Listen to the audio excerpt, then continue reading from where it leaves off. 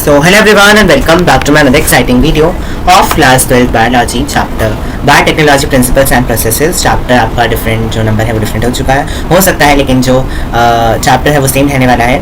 सो ये मैं आपका वेलकम करता हूँ उस चैप्टर के पार्ट नंबर 3 में, जिसमें कि पार्ट 1 में मैंने इसका इंट्रोडक्शन दिया था, पार्ट 2 में मैंने इसका first artificial recombinant DNA molecule के बारे में समझाया था और मैंने आपको इंट्रोडक्शन दिया था of the tools of recombinant DNA technology.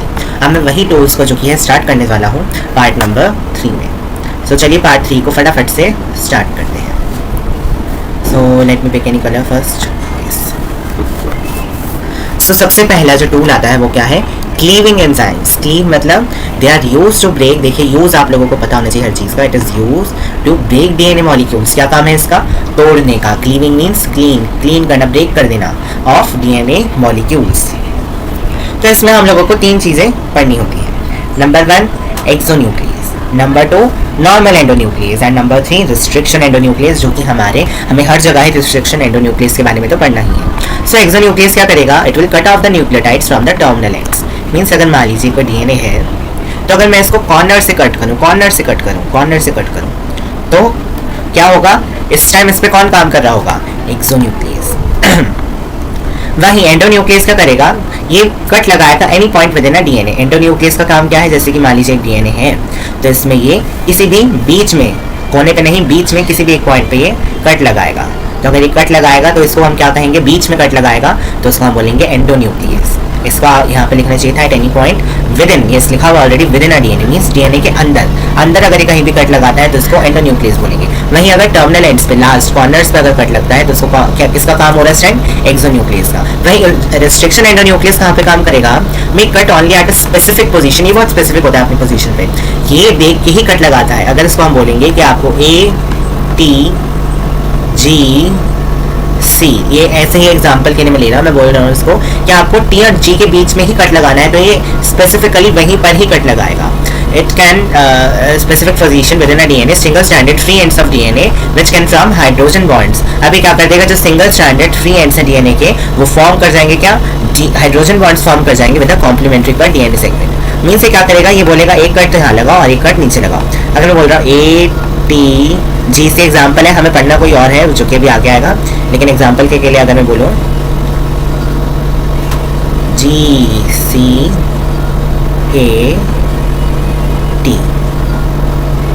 तो अब मैंने क्या बताया था? T और G के बीच में कट लगाएगा, लेकिन यहाँ पे ये T और G साथ में नहीं। अच्छा चलिए हमें दूसरा एग्जाम्पल लेते हैं क्योंकि हमें बिल्कुल सही समझना है, इस वजह से इस एग्जाम्पल से वर्क नहीं कर पाएगा। सो हम एग्जाम्पल लेते हैं ऑफ AGC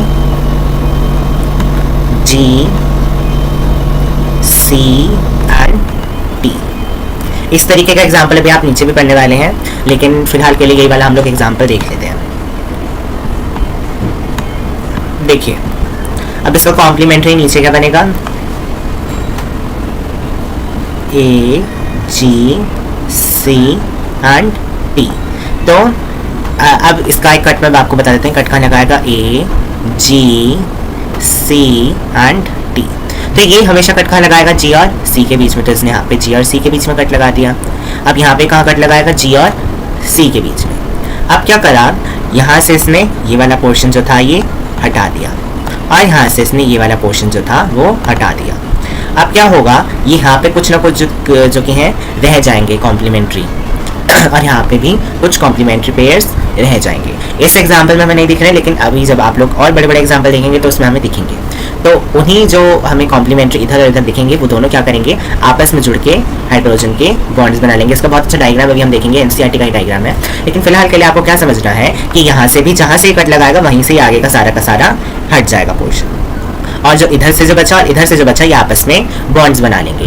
कौन कौन से 2 बॉन्ड्स बनेंगे? एक तो हाइड्रोजन बॉन्ड बनेगा और एक बनेगा फॉस्फोरस एस्टर बॉन्ड, जो कि अभी हम इसमें नहीं लिखा हुआ है, लेकिन ये टॉपिक अभी आगे बहुत बड़ा आना है जिस वजह से यहाँ पे दिखाया नहीं गया। जब हम लोग स्टेप्स पढ़ेंगे तो उसमें आप लोग देखेंगे, लेकिन फिलहाल के लिए आप लोग ये समझ सकते हैं कि यहाँ पे कुछ बॉन्ड्स बन जाएंगे जब ये दोनों चीज़ें कटेंगी, और जब ये कटेंगी तो वहाँ पे स्टिकी एंड्स बन जाएंगे, जो कि हम लोग फिर वहीं देखेंगे। इसको अभी आप लोग यहीं पर ही होल्ड पे रख दीजिए स्टिकी एंड्स को। And these ends can be joined by enzyme ligase. अब ये जो बॉन्ड्स हैं, जो एंड्स हैं, वो लाइकेज एंजाइम द्वारा ज्वाइन कर दी जाएंगे। पूरा जो हमें दिखाया गया है ये पूरा हमें डिटेलिंग में आगे हम प्रोसेस में पढ़ने वाले हैं। सो जैसे अगर आपको समझ में नहीं आया है देन इट्स ओके, ये पूरा हम एक डायग्राम से समझ जाएंगे। देन लाइजिंग एंजाइम, लाइजिंग एंजाइम का आखिर काम क्या है? These enzymes are used to open the cells to get DNA. For example, lysozyme is used to dissolve the bacterial cell wall. Means हमें expose करना है of the bacteria to the DNA. अब जो DNA है वो bacteria के अंदर जाएगा कैसे? बैक्टीरिया के बाहर तो एक लेयर होती है, किसकी लेयर होती है? जल्दी से कमेंट डाउन कीजिएगा। तो जो लेयर होती है वो हमें ब्रेक करनी होती है। अब वो ब्रेक कैसे होगी ताकि जो DNA है वो अंदर एंटर कर जाए? तो उसके लिए एक एंजाइम यूज होता है जिसको कि बोलते हैं लाइसोजाइम। लेयर आई होप आप सबने लिख दी होगी अभी तक।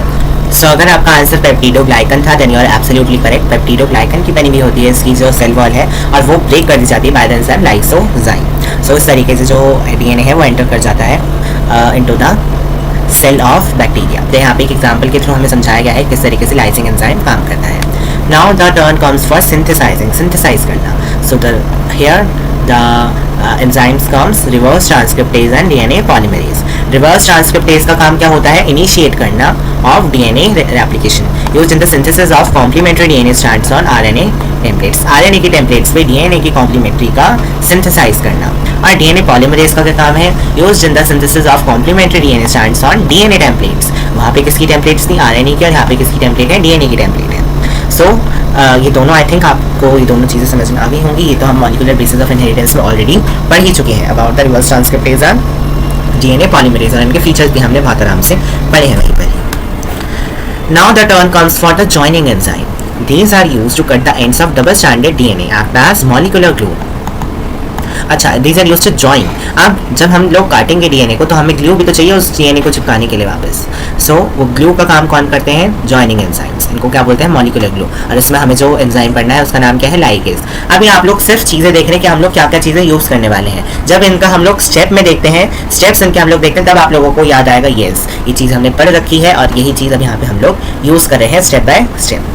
सो ये ज्वाइन करते हैं DNA फ्रेगमेंट्स को और फॉर्म कर देते हैं क्या? फॉस्फोडाइस्टर बॉन्ड, जो कि मैंने आपको पहले भी बताया था हाइड्रोजन बॉन्ड के साथ साथ फॉस्फोडाइस्टर बॉन्ड भी फॉर्म करे जाते हैं। तो वो कौन फॉर्म करता है? लाइगेज फॉर्म करता है। Now alkaline phosphatase, these enzymes cut the phosphate group from the 5' end of linearized circular DNA to check its recircularization. सो ये कहाँ से कट लगाता है? एट द 5' end, और क्या कट कर देता है वहाँ से? फॉस्फेट ग्रुप को। सो इसको हम लोगों को इतना ही पढ़ना था, इससे ज़्यादा आप लोगों को इसको पढ़ना नहीं है। सो आई होप ये समझ में आ गया होगा। देन हम आ जाते हैं कुछ रिस्ट्रिक्शन एंजाइम्स पे, जो कि आप लोग यहाँ से इनके नाम देख सकते हैं। रिस्ट्रिक्शन एंजाइम के कहाँ से मिलते हैं वो देख सकते हैं, एंड इनकी रिकॉग्निशन साइट का मीन से कहाँ से कट लगाते हैं। सो इनकी नेमिंग का भी एक क्वेश्चन आता है जो कि बताई नहीं गई है, शायद आगे बताई जाए फिर ना बताई जाए, तो मैं आपको यही बता देता हूँ।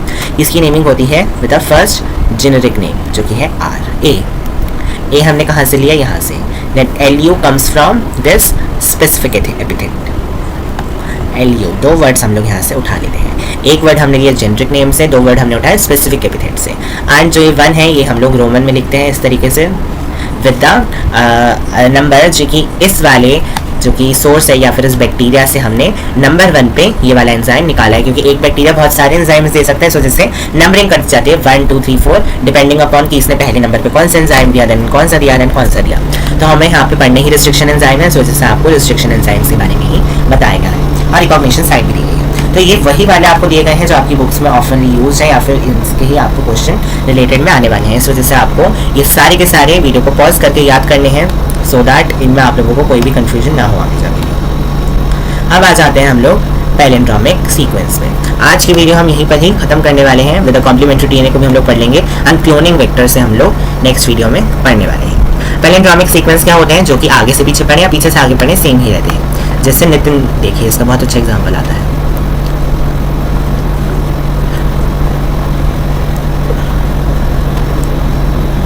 अब आप इस नाम को आगे से पीछे पढ़िए या फिर पीछे से आगे पढ़िए, ये नाम हमें सेम ही दिखाई देता है।